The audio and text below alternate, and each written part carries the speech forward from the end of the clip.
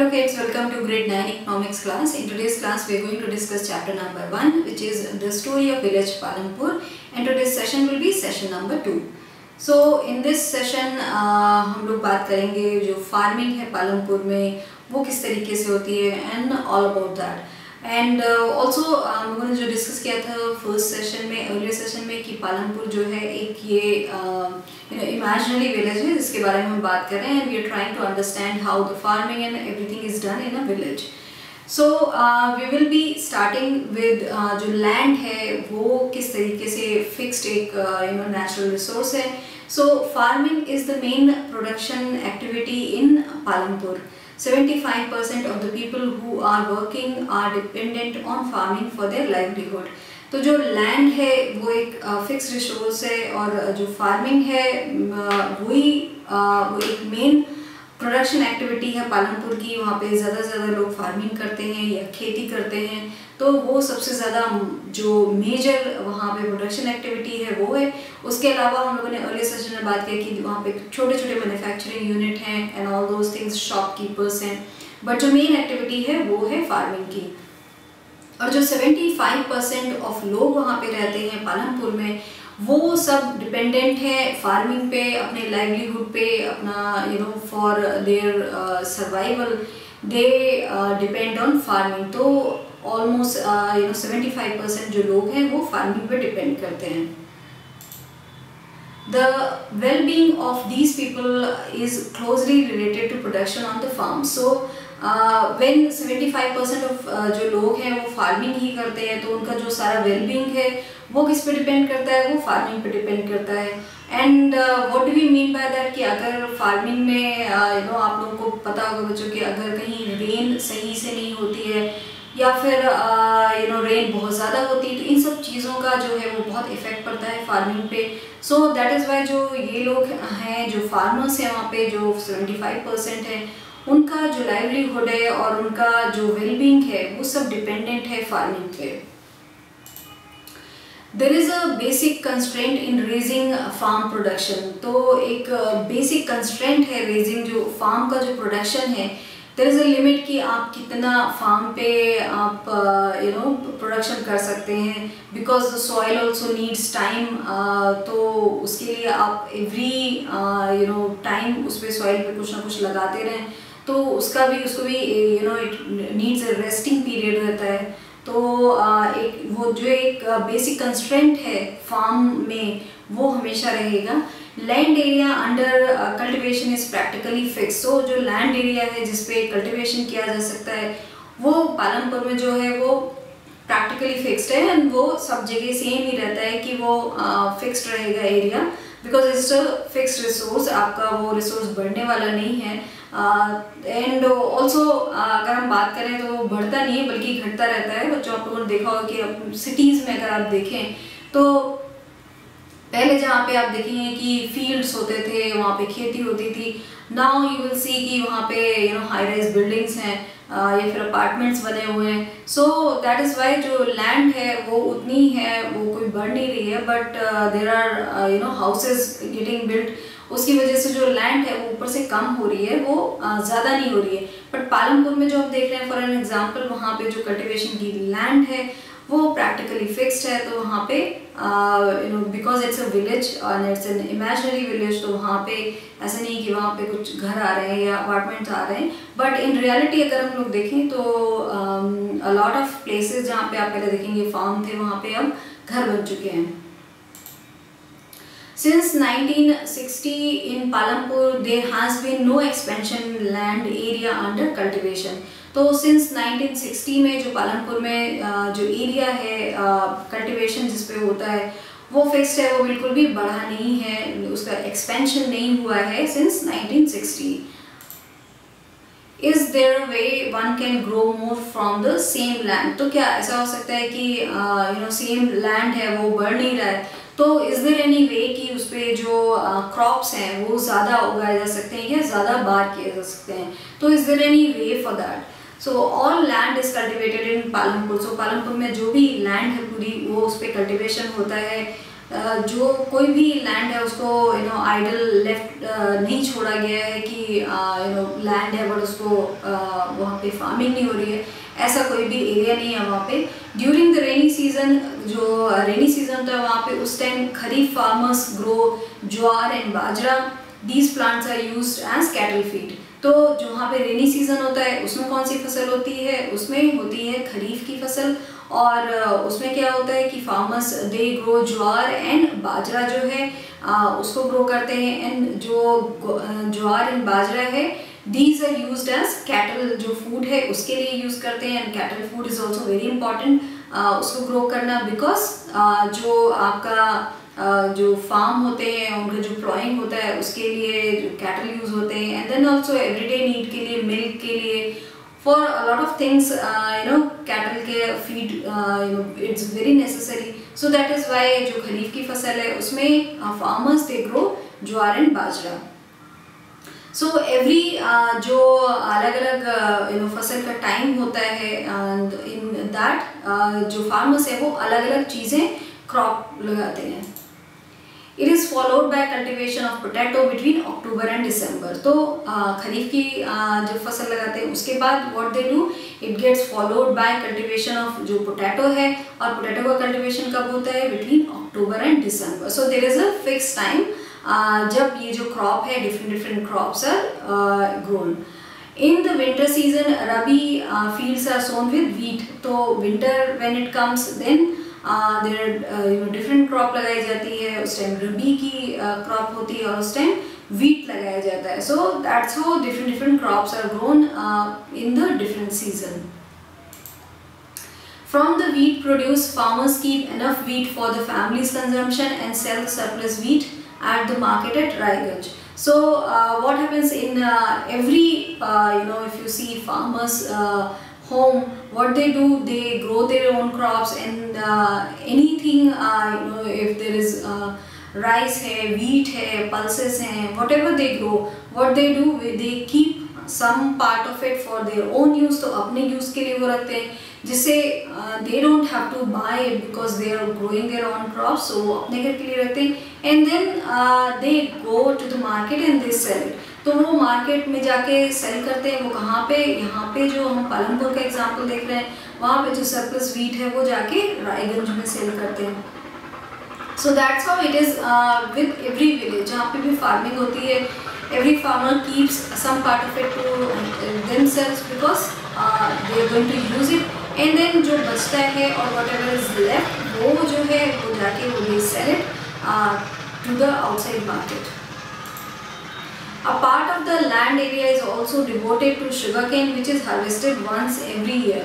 So एक part of the land area है वो उसको sugarcane के लिए रख दिया गया है और वो harvest होती है once every year. तो sugarcane किसके लिए यूज़ होती है? sugarcane आप it's गन्ने का जो पेड़ है वो होता है sugarcane। तो शुगर केन आप एज अ गन्ना भी यूज़ कर सकते हैं एंड ऑल्सो उसका क्या किया जाता है उसका जो जैगरी है या गुड़ है वो बनाया जाता है। So that is why sugar cane is very important and in the villages sugar cane is used widely. So वो हार्वेस्ट करते हैं वेंस एवरी ईयर जो है पार्ट ऑफ लैंड जो है एरिया वो रखा गया है शुगर केन के लिए। The main reason why farmers are able to grow 3 different crops in a year in Palampur is due to the well-developed system of irrigation. तो जो पालमपुर में farmers grow कर लेते हैं, जो हम लोगों ने भी discussed about 3 crops जो वो grow करते हैं, वो कैसे करते हैं? Because वहाँ पे जो well-developed system of irrigation है उसकी वजह से करते हैं। And irrigation is very important because the plants उनके लिए पानी की बहुत ज़रूरत होती है। So that is why irrigation if they have fully और बेटर डेवलप्ड जो सिस्टम है इरिगेशन का, if they have it then they will be able to grow more crops and this is what we are seeing कि पालमपुर में because उनके पास well developed system of irrigation है उससे वहाँ पे 3 डिफरेंट क्रॉप्स लगाते हैं in a year. To grow more than one crop on a piece of land during the year is known as multiple cropping. तो एक ही piece of land पे एक से ज़्यादा जो क्रॉप लगाई जाती हैं इन अ ईयर, तो उसको क्या बोलते हैं मल्टीपल क्रॉपिंग, बिकॉज एक साल में आप एक से ज़्यादा चीज़ें ग्रो कर रहे हैं वहाँ पे। It is the most common way of increasing production on a given piece of land. तो ये एक तरीका है, if on a given piece of land अगर आपको जो प्रोडक्शन है वो बढ़ाना है तो आप क्या कर सकते हैं, आप ज़्यादा क्रॉप लगा सकते हैं, क्योंकि you can not grow more crops at one time, because आपकी जितनी लैंड है वो उतना ही ग्रो करेंगे। So that is why this is one way कि जिससे you have 3 crops in a year, and इस तरीके से the production of crops can be increased. Land being a natural resource, it is necessary to be careful in its use. So land एक natural resource है and it is a fixed resource. So उसके लिए बहुत you have to be very careful how you using it. जैसे when we have discussed कि if you go in the cities, आप देखेंगे कि पहले जहाँ पे farm land थी वहाँ पे खेती होती थी, you have seen the crops earlier, वहाँ पे भी घर बन गए। तो that is why it is very necessary कि we have to be very careful कि हम अपने land का use कैसे कर रहे हैं, because we all need food to survive, and food कहाँ से आएगा, जब farming होगी। Scientific reports indicate that the modern farming methods have overused the natural resource base. तो जो scientific जो reports हैं वो क्या indicate कर रहे हैं कि जो modern farming methods हैं, जो more developed methods every time जो ज़्यादा से ज़्यादा डेवलप्ड मेथड्स आ रहे हैं to grow more crops in a year, and also to get more out of your जो फार्मिंग लैंड है उससे।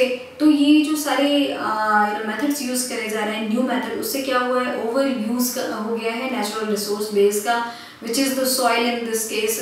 जो लैंड है उसको ओवर यूज़ हो रहा है, because the land is not getting the resting period, and that is what is natural. But अभी क्या हो रहा है, बिकॉज लैंड हमारे पास फिक्स्ड है, एंड हम लोग रियल अगर लाइफ में एग्जांपल देखें तो हम घर बनाते जा रहे हैं, इंडस्ट्रीज बनाते जा रहे हैं, but land is fix.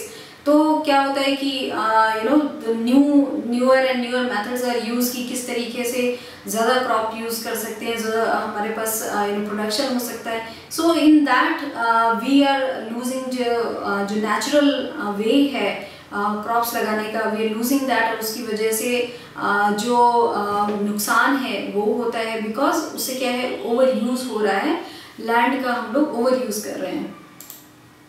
Continuous use of groundwater for tube well irrigation has led to the depletion of the water table. So when farmers are getting the 3 crops in a year, तो उससे क्या होगा कि they have to do the continuous जो irrigation है वो भी करना पड़ता है, and उससे क्या होगा कि जो continuous water is getting used, that is also getting depleted, because एक farming करने में there's a lot of water that is being used, और उससे क्या होता है कि डिप्लीशन हो रहा है, जो वाटर बेस है उसका भी डिप्लीशन हो रहा है। We are getting more crop, ज़्यादा क्रॉप लगा रहे हैं in year, farmers are getting 3 crops in year, but उससे वाटर जो है वो भी डिप्लीट हो रहा है, and also land is getting over used. Environmental resources like soil fertility and groundwater are built up over years. Once destroyed, it is very difficult to restore them. So we have discussed in earlier session कि किस तरीके से ये जो resources हैं उनको if you are going to overuse them, तो वो एक fixed है, renewable है, but water is renewable but up to a certain level. If you are using it more than what you should be, तो वो exhaust होंगे।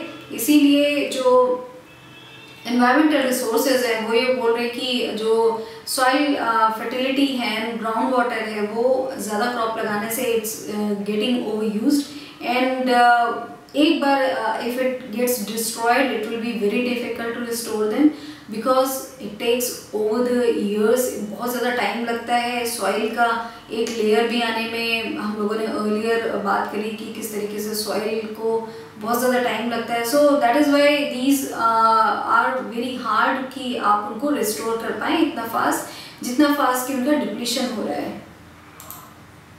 Chemical fertilizers provide minerals which dissolve in water and are immediately available to plants. So जो नया तरीका है for farming, what are being used, and chemical fertilizers are being used, and that is very harmful because you getting more crop out of it, but what happens कि जो chemical fertilizers हैं they also get into the water, and when they get into the water then they ultimately go into the rivers and then it comes back in our water that we drink, और वो जो है वो एक बहुत नुकसान करने वाली चीज़ है. But these may not be retained in the soil for long. जो ये सारे chemical fertilizers हैं वो soil में बहुत ज़्यादा टाइम तक retain नहीं करे जा सकते हैं.